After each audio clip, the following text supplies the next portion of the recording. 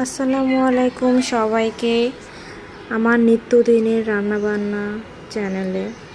তো আজকে আমি আপনাদের সবার সাথে শেয়ার করব সরপুঁটি মাছ দিয়ে কুমড়ো বড়ি, করলা, আলু দিয়ে মাছের ঝোল। অনেকেই কুমড়ো বড়ির সাথে পরিচিত, আবার অনেকেই কুমড়ো বড়ির সাথে অপরিচিত।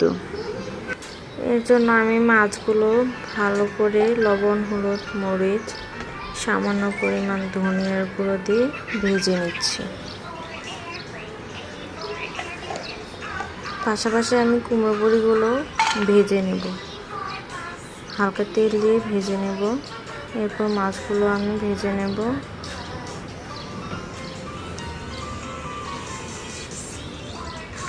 আজকে আপনারা বাসায় কী কী রান্না করলেন আমাকে কমেন্টে জানাবেন।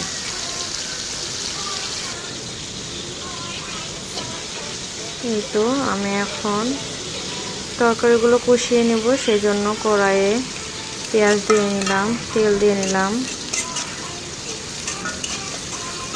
ভালো করে একটু ভাজা ভাজা করে নেব। ওদিকে পেঁয়াজগুলো ভাজা ভাজা হচ্ছে, এদিকে মাছগুলো আমি ভেজে নিচ্ছি।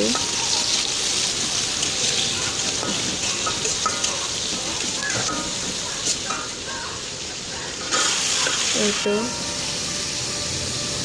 পেঁয়াজগুলোতে আমি সামান্য পরিমাণ জিরা দিয়েছিলাম, গোটা জিরা। এরপর আমি তরকারিগুলো ঢেলে দিয়েছি। এদিকে মাছগুলো দেখছিলাম, সামান্য জিরা বাটা দিয়ে দিলাম। এরপর লবণ দিয়ে দেব, মরিচের গুঁড়ো দিয়ে দেব। আর কি আপনারা যা যা মশলা এমনি নর্মাল তরকারিতে ব্যবহার করেন সেগুলো। হলুদের গুঁড়ো দিয়ে দেব, ধনিয়ার গুঁড়ো সামান্য দিয়ে দেব। হালকা পানি দিয়ে এটাকে আমি ভালো করে কষিয়ে নেব। তরকারি আপনি যত ভালো করে কষাবেন, এটা আদা রসুন বাটা, তরকারি আপনি যত ভালো করে কষাবেন মজবে, তরকারিটা ভালো মতো মজবে, তরকারিটা খেতে ভালো লাগবে, তরকারির ভিতরে সব মশলা ঢুকবে, ভালো লাগবে। এই তো আমি ভালো করে কষিয়ে নিচ্ছি।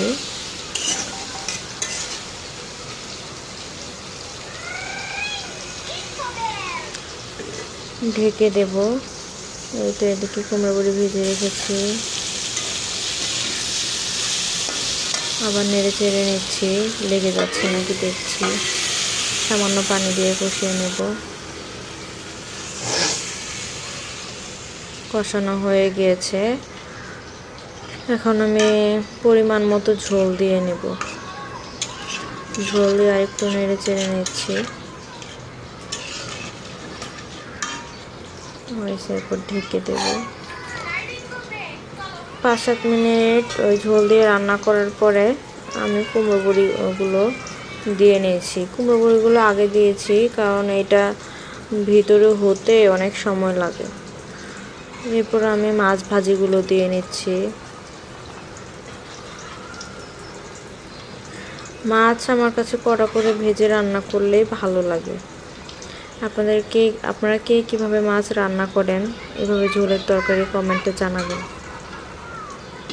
ঢেকে দিচ্ছি। সামান্য পরিমাণ আমি গরম মশলা গুঁড়া দিয়ে নিলাম, সামান্য, খুবই সামান্য পরিমাণ। এই তো আমার রান্না হয়ে গিয়েছে। সবাইকে ধন্যবাদ।